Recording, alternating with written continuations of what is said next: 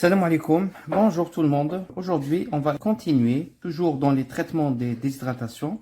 Donc, après avoir vu tout ce qui est besoin quotidien hydrique lors de la vidéo précédente, aujourd'hui, on va essayer d'entamer chaque type de déshydratation avec son protocole thérapeutique. Donc, sans tarder, on va commencer avec la déshydratation intracellulaire. La déshydratation intracellulaire. Donc, il faut savoir que la déshydratation intracellulaire est rare dans la pratique vétérinaire. Je vous rappelle un petit peu les symptômes cliniques qui sont caractéristiques de la déshydratation intracellulaire. Donc, la soif intense. Ça, c'est le signe majeur d'une déshydratation intracellulaire. Nous avons la baisse du poids de l'animal, qui est très important suite à la déshydratation de la cellule intracellulaire. Nous avons une hyperthermie suite à l'action du sodium, parce qu'on va voir que la déshydratation intracellulaire va être caractérisée par une augmentation de la natrémie. Les troubles neurologiques aussi, suite à la déshydratation intracellulaire, donc la déshydratation de la cellule nerveuse, et la sécheresse des muqueuses. Mais il faut savoir que la déshydratation intracellulaire, on va le voir, lorsqu'on va rappeler un petit peu les étiologies de la déshydratation intracellulaire, c'est une déshydratation rare.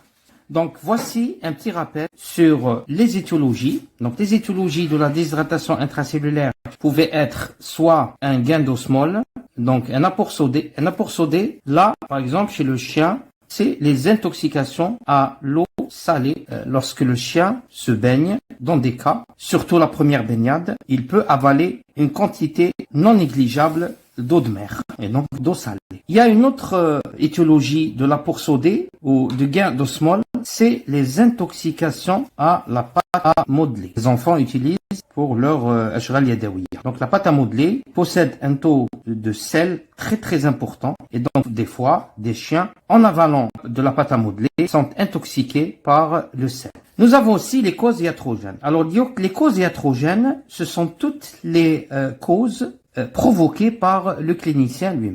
Et on avait parlé de quoi? On avait parlé d'une injection IV de soluté hypertonique qui augmentait l'osmolalité du milieu extracellulaire. On avait parlé aussi de l'injection IV de bicarbonate. Vous vous souvenez, lorsque on augmente les bicarbonates, automatiquement, il y a une rétention sodée qui va s'installer. Pourquoi? Pour garder l'électroneutralité du milieu extracellulaire. Ça, c'est les différentes causes qui pouvaient entraîner un apport sodé ou un apport de sodium plus important. Parmi les étiologies, nous avons de l'hyperaldostéronisme, et on l'avait expliqué lorsqu'on a évoqué le tableau HADER, où on a discuté sur les différentes déshydratations. Donc l'hyperaldostéronisme ou l'hyperadrénocorticisme ou le syndrome de Cushing. Et dans ce cas, on avait un problème d'augmentation dans la sécrétion de l'aldostérone avec une rétention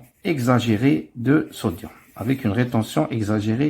Donc vous voyez que vraiment sur le plan étiologique, c'est une déshydratation, c'est un type de déshydratation qui est plus ou moins rare par rapport à la déshydratation extracellulaire, où on va voir qu'il y a beaucoup de cas de déshydratation extracellulaire chez le chien et le chat par rapport à la déshydratation intracellulaire. Alors les signes biologiques qui caractérisent la déshydratation intracellulaire, c'est l'hypernatrémie. D'ailleurs, on l'appelle déshydratation hypernatrémique. Alors, comment se fait la déshydratation intracellulaire? Donc, il faut se baser sur deux points essentiels. Clinique, c'est la sensation de soif, et biologique, c'est l'hypernatrémie. Et là, j'attire votre attention que dans le cas d'une déshydratation intracellulaire, on doit impérativement doser le sodium sanguin.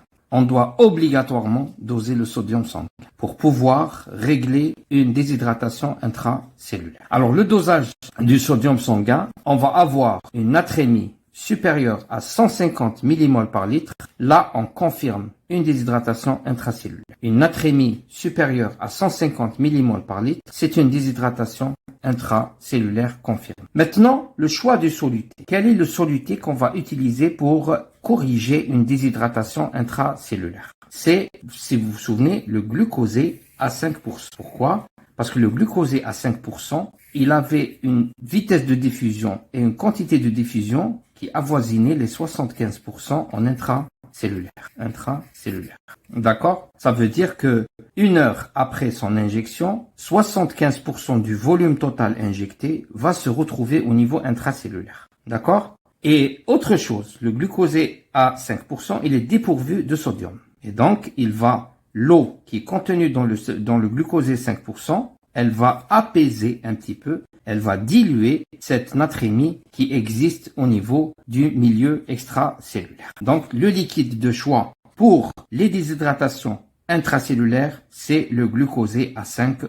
Le glucosé à 5%.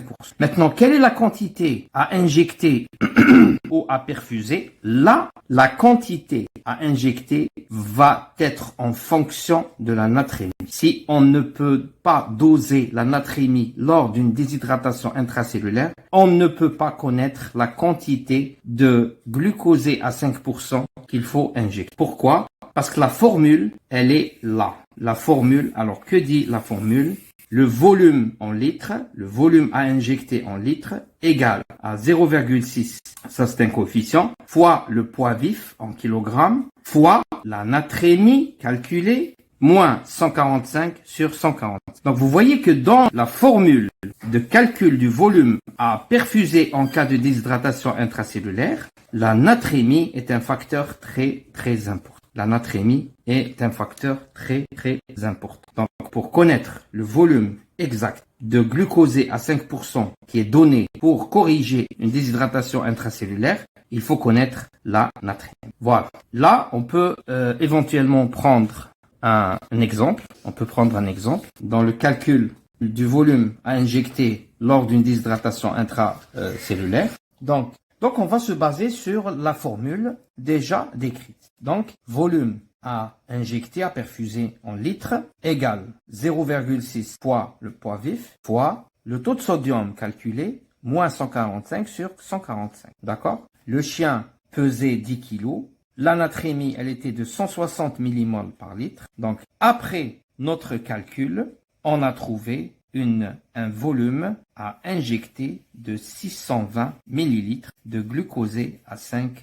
Donc, vous voyez que pour régler les problèmes de déshydratation intracellulaire stricte, il faut toujours passer par la natrémie. Il faut doser la natrémie. Mais je vous ai dit que ce type de déshydratation était rare par rapport aux déshydratations extracellulaires. Voilà, donc on a terminé avec la déshydratation intracellulaire. Passons maintenant à la déshydratation extracellulaire, ou bien appelée aussi interstitielle. Donc, la déshydratation extracellulaire ou interstitielle, je vous rappelle un petit peu les symptômes cliniques. Je les ai déjà traités dans les premières vidéos sur les déshydratations. Pour les gens qui veulent revenir, mais je vous rappelle quand même, je vous rafraîchis un petit peu la mémoire concernant les symptômes. Donc, la persistance du pli de peau, qui était le signe majeur à partir duquel on va essayer de voir par la suite qu'on va se baser sur ce signe essentiellement pour déterminer le taux de déshydratation. Présence d'un pouls filant, c'est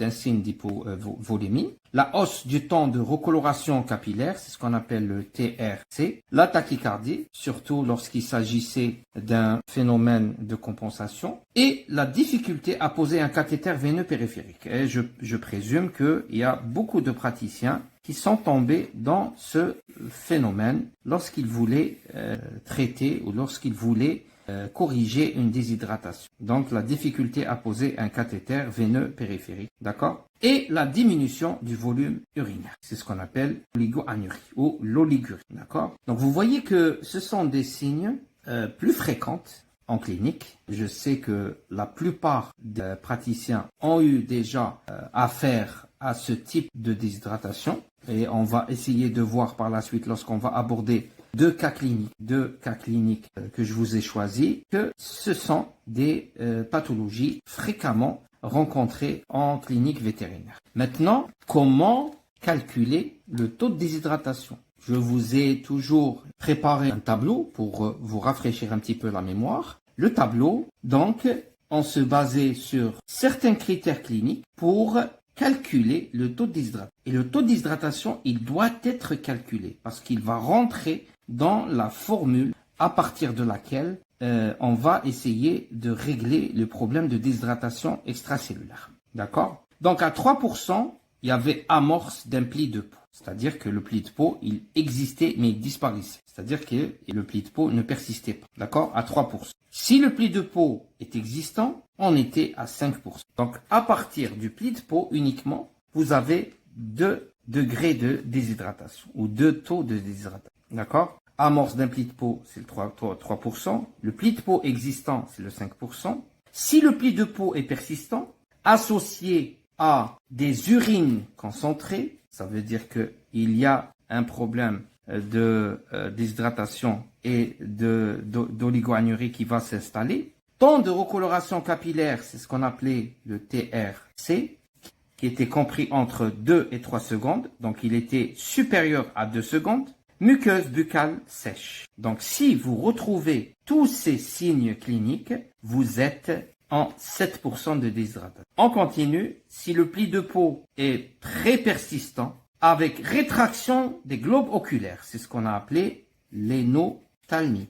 L'énophthalmie. Et on l'avait expliqué en long et en large lorsqu'on a abordé la vidéo sur les déshydratations. Donc, l'énophthalmie, temps de recoloration capillaire supérieur à 3 secondes, donc supérieur à 3 secondes. Donc, vous voyez que le temps de recoloration, le TRC, il évoluait. Donc, il évoluait. Si vous avez un pli de peau persistant, rétraction des globes oculaires, temps de recoloration capillaire supérieur à 3 secondes, et là, je rajoute un signe très très évocateur, c'est l'atteinte de l'état général. C'est l'atteinte de l'état général. Donc, vous êtes à 10%.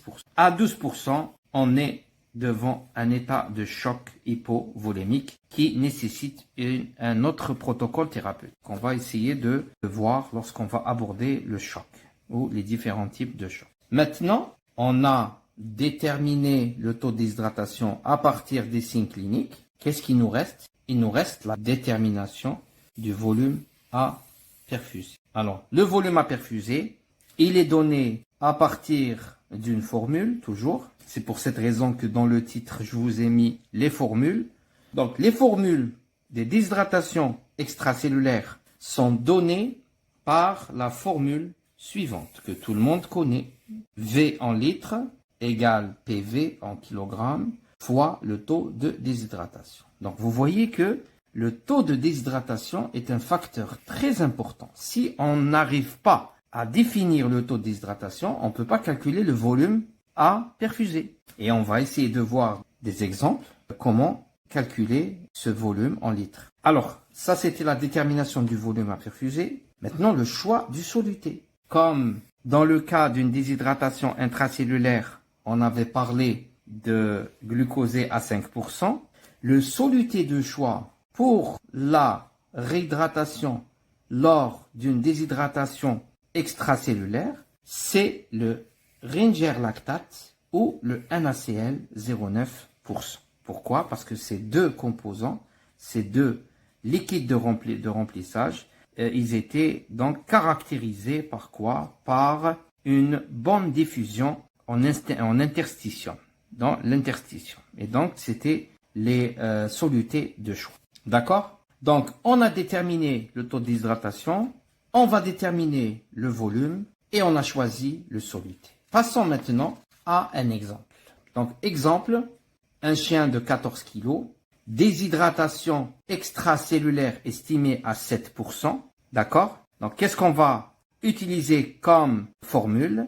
Volume en litres égale PV fois le taux de déshydratation. C'est la formule à utiliser. Donc, qu'est-ce qu'on va utiliser? On va utiliser 980 ml de Ringer lactate ou de NaCl pour ce chien de 14 kg. Donc, la déshydratation a été estimée à 7%. Ça, c'était pour la déshydratation extracellulaire. Maintenant, n'oublions pas que ce volume calculé, il intéressait uniquement les pertes. Et on avait dit, lors de la vidéo précédente, que l'animal avait besoin aussi de ce qu'on appelait les besoins hydriques quotidiens, qu'il ne faut pas négliger. Donc, à ce volume injecté pour justement régler le problème de déshydratation extracellulaire, il faut toujours rajouter les besoins quotidiens hydriques. Les besoins quotidiens hydriques. Cela nous amène vers un plan de réhydratation. C'est ce qu'on appelle un plan de réhydratation. Donc un plan de réhydratation du chien, par exemple. Imaginons que vous avez un chien. Là, je vous demanderai de prendre une feuille et un stylo et de me suivre. Parce que c'est des calculs qu'on doit faire. Donc, un chien de 26 kg avec un taux de déshydratation de 5%. Alors, quel est le protocole qu'on va utiliser? Quel est le plan de réhydratation? Donc, au départ, ce chien avait deux besoins essentiels. Le premier besoin, c'est les besoins hydriques quotidiens. Alors, les besoins hydriques quotidiens, la formule des besoins hydriques quotidiens pour le chien, c'était combien? C'était 60 millilitres par kilogramme de poids vif. 60 millilitres par kilogramme de poids vif. Donc, ce chien, il pesait 26 kilos, 60 fois 26. Donc, ce chien avait besoin, en besoin quotidien, de 1560 millilitres. De quoi? De liquide d'entretien. Et les liquides d'entretien, les liquides d'entretien, elles étaient composées de 2 tiers de glucosé à 5% et 1 tiers de lactate de Ringer ou NaCl à 0,9%. D'accord? Alors, les 2 tiers de 1560 millilitres, ils vont nous donner 1040 millilitres. De quoi? De glucosé à 5%. Donc, 2 tiers de 1560, ils vont nous donner 1040 millilitres de glucosé à 5%. Et le 1 tiers de 1560 millilitres, c'est l'équivalent de 520 millilitres de lactate de Ringer ou de NaCl. N'oublions pas qu'il faut rajouter quoi? Dans les 1560 millilitres, il fallait une correction de la calémie. D'accord? De la calémie. Une correction de la calémie, elle était en fonction, donc 14,9 millilitres équivaut à 1000 millilitres. Et là, on a besoin de 1560 millilitres. Donc, nous avons le X-TAN. D'accord? Le X-TANA, il était calculé à base de 23 millilitres. Donc, kindiru le calcul hada, la supplémentation en potassium de 23 millilitres. De quoi? De KCl à 10%. Les ampoules. C'est maintenant Hado uniquement les besoins quotidiens. Autre besoin de cet animal qui est déshydraté à 5%, c'est le comblement des pertes ou la correction de la déshydratation. Et dans ce cas, qu'est-ce qu'on va utiliser? On va utiliser la formule V en litres égale PV fois le taux de déshydratation. Donc le volume, c'est 26, donc volume en litres, 26 fois 5 sur 100. Fois 5 sur 100. 26 fois 5 sur 100. Donc le volume, après calcul, on a trouvé que ce chien avait besoin de 1300 millilitres. De quelle soluté? De lactate de Ringer ou du NaCl à 0,9%. Donc voilà un plan de réhydratation du chien à 26 kg déshydraté à 5%. Donc, qu'est-ce qu'il lui fallait? Il lui fallait 1440 millilitres de glucosé à 5%, 520 millilitres de lactate de Ringer ou de NaCl. Ça, c'est le liquide d'entretien. L'inzidolo, 23 millilitres de KCl à 10%.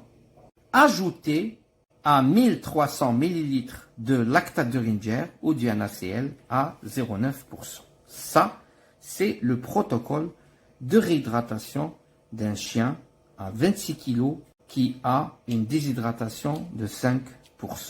Donc, ne négligez jamais les besoins hydriques quotidiens qu'il fallait rajouter au volume de correction de la déshydratation. Voilà.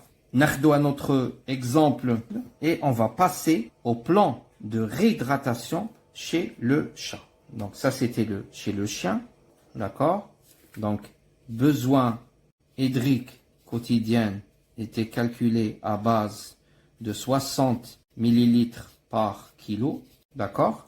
Les besoins pour régler la déshydratation, c'était V, PV fois le taux de déshydratation. On va voir maintenant un cas d'un chat de 4,5 kg avec un taux de déshydratation à 7%. Donc, chat, le poids, il était 4,5 kg, déshydraté à 7%. D'accord?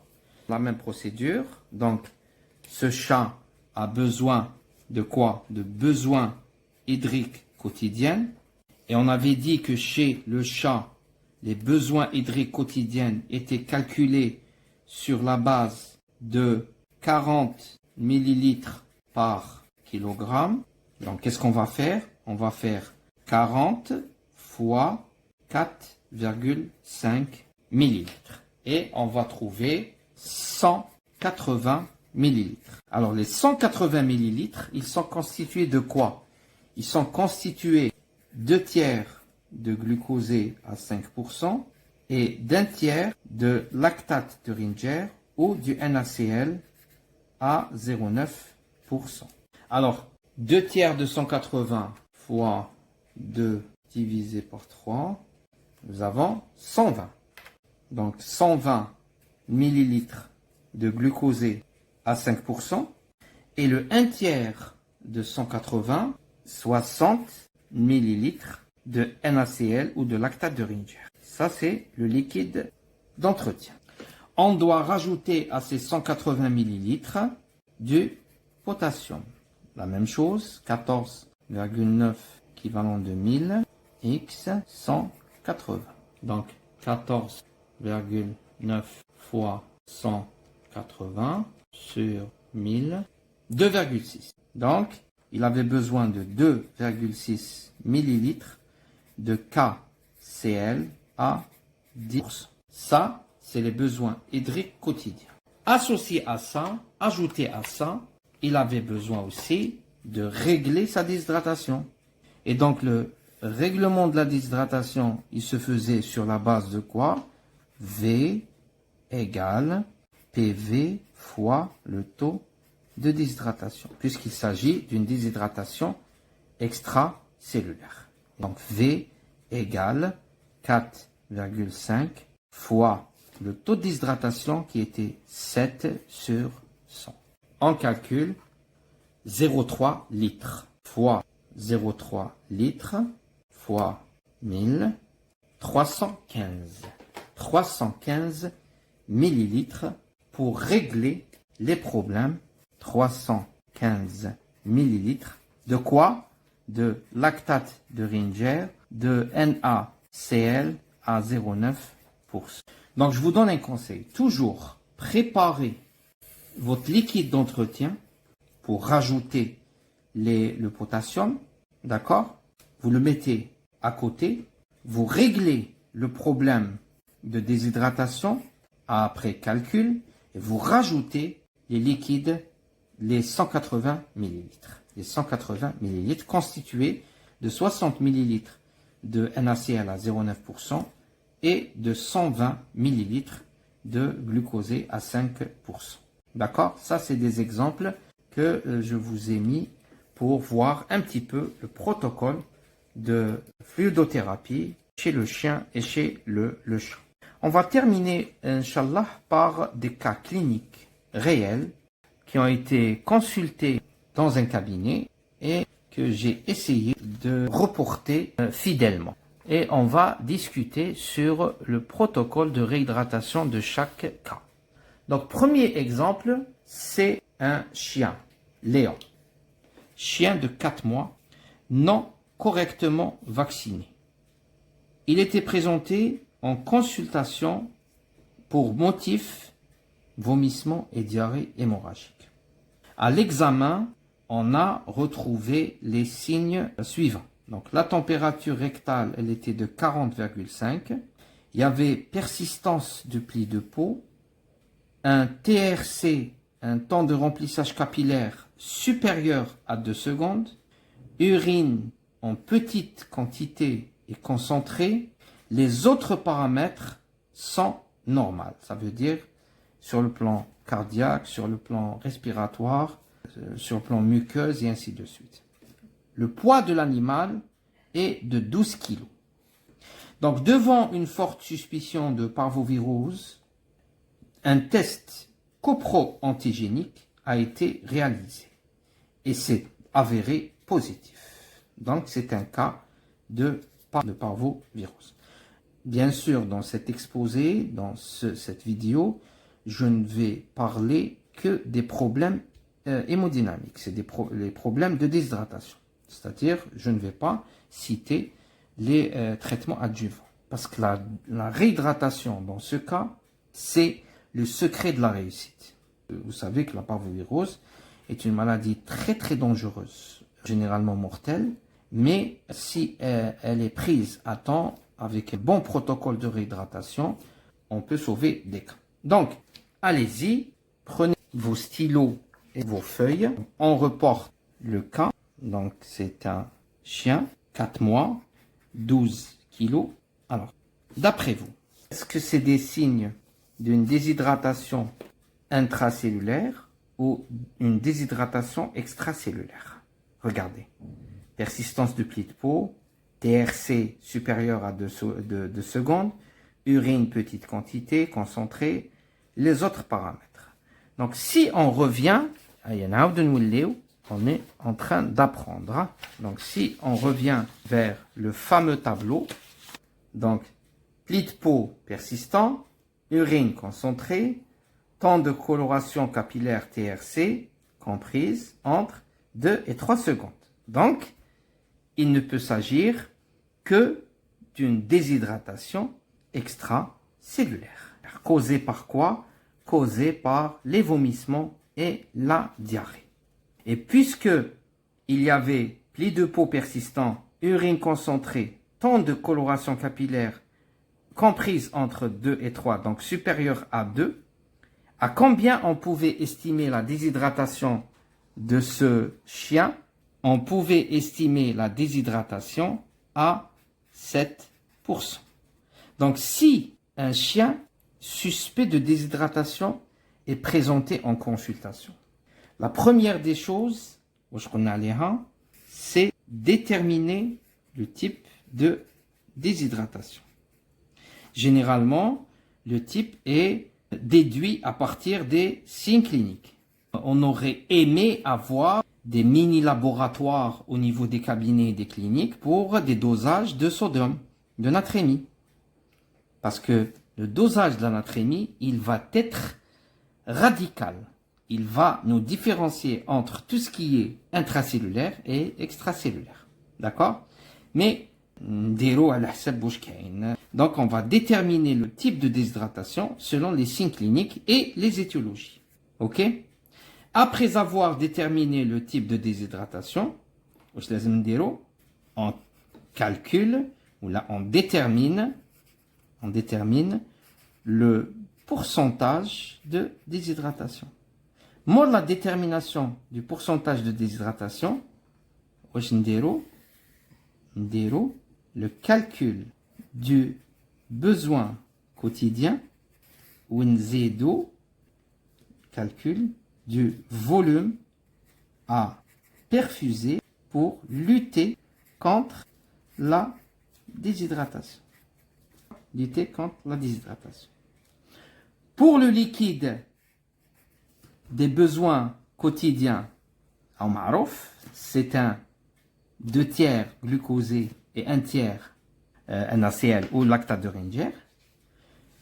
Pour le volume à perfuser pour lutter contre la déshydratation, le choix du soluté, c'est quoi? C'est soit du lactate de Ringer ou du NaCl à 0,9%. Pourquoi? Parce que c'est une déshydratation de type extracellulaire. Ça, c'est le schéma, le protocole qu'à n'importe quel cas de déshydratation, l'hygiène. Donc, premièrement, déterminer le type de déshydratation à partir des signes cliniques et de l'étiologie. Déterminer le taux de déshydratation. Calculer les besoins quotidiens nécessaires. Calculer le volume à perfuser pour lutter contre la déshydratation, et ainsi de suite. Donc, commençons par 1, 2, 3, 4. Ok? On commence par le 1. Détermination du type de déshydratation. Selon les signes cliniques et selon l'étiologie, il s'agit d'une déshydratation extracellulaire. Maintenant, comment déterminer le taux de déshydratation? En se fixant sur les signes. D'accord? Alors, si on revient au cas, persistance du pli de peau, TRC supérieur à 2 secondes, urine petite quantité et concentrée, tout ça nous rappelle un petit peu nos 7% du tableau. Donc, qu'est-ce qu'on va dire? On va dire que le taux de déshydratation dans ce cas, il est de 7%. On calcule les besoins quotidiens. Pour calculer les besoins quotidiens, si vous vous souvenez, qu'est-ce qu'on va faire? Les besoins quotidiens, puisqu'il s'agit d'un chien, ils sont donnés par la formule 60 ml par kilogramme de poids vif. Le poids de l'animal, il a été donné, il était de 12 kg. Donc on calcule 60 fois 12, donc 60 fois 12, 720 ml. Donc il avait besoin de 720 ml comme besoin quotidien. Wesh fihom had les besoins quotidiens? Fihom 2 tiers glucosé à 5%, fihom 1 tiers lactate de Ringer ou NaCl à 0,9%. Donc si on calcule les 2 tiers de 720, 720 fois 2 sur 3 égale à 480. Donc il avait besoin de 480 millilitres de quoi? De glucosé à 5%. Et le 1 tiers de 720 fois 1 sur 3, 240 millilitres de quoi? De lactate de Ringer ou du NaCl à 0,9%. Les 720 millilitres, on avait besoin d'une correction de la kaliémie qui était donnée 14,9 millilitres x 720. Donc, on calcule 14,9 fois 720 sur 1000. 10,7 millilitres de combien de KCl à 10%. C'est le liquide d'entretien qu'on doit préparer automatiquement et on le laisse de côté.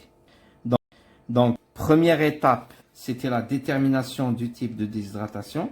Deuxième étape, détermination du taux de déshydratation. Troisième étape, c'est le calcul du besoin quotidien. Et on avait calculé, il était de 720 millilitres, constitué de 2 tiers de glucosé à 5%, l'équivalent de 480 millilitres, et de 1 tiers de lactate de Ringer ou de NaCl à 0,9%, l'équivalent de 240 millilitres. Le tout, on rajoutait 10,7 millilitres de KCl à 10%. Ça, c'est la troisième étape. La quatrième étape maintenant, c'est le calcul du volume à perfuser pour lutter contre la déshydratation. Donc, comment calculer le volume pour lutter contre la déshydratation? Il était donné par la formule suivante. V égale PV fois le taux de déshydratation. Donc, V égale 12 fois le taux de déshydratation 7 sur 100. Donc, on calcule 12 fois 7 sur 100. 0,84 litres fois 1000 840. Donc, 840 millilitres. Donc, l'animal avait besoin de 840 millilitres de quoi? De lactate de Ringer ou du NaCl à 0,9%. Pourquoi? Parce qu'il s'agissait d'une déshydratation extracellulaire. Voilà, le calcul est très simple. Il y a des formules à appliquer et c'est tout. Donc, l'animal, il aura besoin de quoi? De 720 millilitres d'un composé de 480 millilitres de glucosé qui constitue les 2 tiers, le 1 tiers 240 millilitres de lactate de Ringer ou de NaCl à 0,9%, d'accord? Qu'on devait rajouter 10,7 millilitres de KCl à 10%, d'accord? C'est les besoins quotidiens qu'il fallait donner après avoir réglé le problème de déshydratation. Le problème de déshydratation, il va être réglé par la fameuse formule PV fois le taux de déshydratation, donc 12 fois 7 sur 100. Il avait besoin de 840 millilitres de lactate de Ringer ou de NaCl à 0,9%. Ça, c'était un exemple d'un chien. Alors, il y a un autre exemple. Ça, c'était le chien Léon de 4 mois qui souffrait de parvovirus. Notre cas clinique, c'est un chat maintenant. C'est pour voir un petit peu la différence entre un protocole de réhydratation d'un chien et un protocole de réhydratation d'un chat. Donc, deuxième cas, Pixel, chat de 3,5 kg, 3,5 kg, âgé de 6 mois, non vacciné, présenté pour vomissement et diarrhée hémorragique. Alors, l'examen donne les informations suivantes. Température 40,2, muqueuse sèche, TRC supérieur à 3 secondes, abattement prononcé, urine très concentrée, persistance du pli de peau, énophtalmie, muqueuse pâle. Alors, Fizarro, avec le chat, on a pu faire un ionogramme qui a donné une valeur de natrémie normale, ce qui confirme exactement qu'il s'agissait d'une déshydratation de type extracellulaire. Donc, selon les signes cliniques, vu que c'est un chat moins d'un an, donc 6 mois, non vacciné, vomissement et diarrhée et les signes évocateurs de quoi? D'un typhus. Le typhus qui est la panleucopénie féline. Donc, il a été fortement suspecté. D'accord? La même chose, les mêmes réflexes, quel que soit le cas de déshydratation, les mêmes réflexes. Premièrement, déterminer est-ce qu'il s'agit d'une déshydratation extracellulaire ou d'une déshydratation intracellulaire. Là, sans hésitation, vous dites que c'est un cas de déshydratation extracellulaire. Pourquoi? Parce que les signes cliniques sont évocateurs d'une déshydratation extracellulaire avec l'ionogramme. Parce qu'on a dit que l'ionogramme, la natrémie, lors d'une déshydratation intracellulaire, il était élevé, hypernatrémie. Là, la natrémie, elle est normale. Donc, on est sûr qu'on est devant. Vous voyez que l'anatrémie, elle nous aide beaucoup. L'anatrémie, elle nous aide beaucoup pour la détermination du type de déshydratation. D'accord? Donc, sans hésitation, on va dire qu'il s'agit d'une déshydratation extracellulaire. Deuxième chose à faire, c'était déterminer le taux de déshydratation.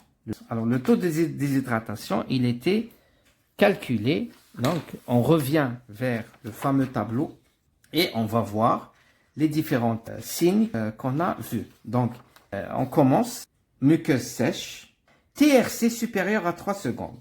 TRC, temps de recoloration capillaire supérieur à 3 secondes. D'accord? Ça, premier signe. Deuxième signe, abattement prononcé. On l'avait évoqué. Abattement prononcé. Urine très concentrée, persistance du pli de peau, énophtalmie, muqueuse pâle. Donc, Rana, le 10%. Pli de peau persistant, rétraction des globes oculaires, c'est-à-dire l'énophtalmie, temps de recoloration capillaire supérieur à 3 secondes. Rana fait 10%. Donc, on a déterminé que c'était une déshydratation extracellulaire à 10%. À 10%. D'accord? Troisième étape, c'est quoi? C'est calcul de quoi? Calcul des besoins quotidiens. Puisque c'est un champ. Le champ, la formule des besoins quotidiens, elle était de 40 millilitres par kilogramme de poids vif. D'accord? Donc, 40 fois 3,5 kilos. D'accord? Ce qui va nous donner 140. Donc, cet animal avait besoin de 140 millilitres comme liquide comme volume de besoin quotidien. Où on avait parlé de liquide d'entretien. Les 140 hadouma, c'était les 2 tiers glucosé à 5% et le 1 tiers lactate de Ringer ou du NaCl à 0,9%. D'accord? Alors, après calcul, voici qu'on a donc à peu près 93 millilitres. 93 millilitres. Millilitres de quoi? De glucosé à 5%, pardon. Et le 1 tiers, 46 millilitres de lactate de Ringer ou de NaCl qui représentait le 1 tiers de 140. Et à ces 140, qu'est-ce qu'il fallait rajouter? Il fallait rajouter du potassium. Donc 14,9 millilitres équivalent de 1000, 140, après calcul, 140 fois 14,9 divisé par 1000. Il avait besoin de 2 millilitres de KCl à 10%. Voilà. Donc, c'était la troisième étape. Calcul des besoins quotidiens. Quatrième étape, c'était le calcul du volume à perfuser pour régler le problème de déshydratation. Et qui était donné par la formule V égale PV fois le taux de déshydratation. Donc V égale 3,5 fois, on avait déterminé qu'il était à 10%. Donc, en calculant 3,5 fois 10 sur 100, 0,35 litres. 0,35 litres fois 1000, 350 millilitres. Donc, il avait besoin de 350 millilitres. D'accord? Attention, hein? Le calcul de V, c'est en litres. Et on doit toujours convertir du litre vers le millilitre. D'accord? Donc, il avait besoin de 350 millilitres de quoi? De lactate de Ringer ou du NaCl à 0,9%. Alors, il faut savoir aussi que tant que les signes étiologiques de la déshydratation sont présentes, la réhydratation doit être continue. Ça, c'est un plan de réhydratation quotidien. Donc maintenant, la vitesse et la fréquence de la perfusion, ça dépendra de la disponibilité du praticien.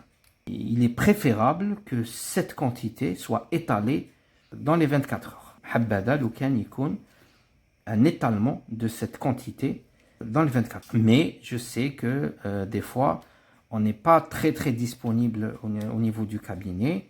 Donc, en 2 fois. En deux fois. Donc, matin et soir.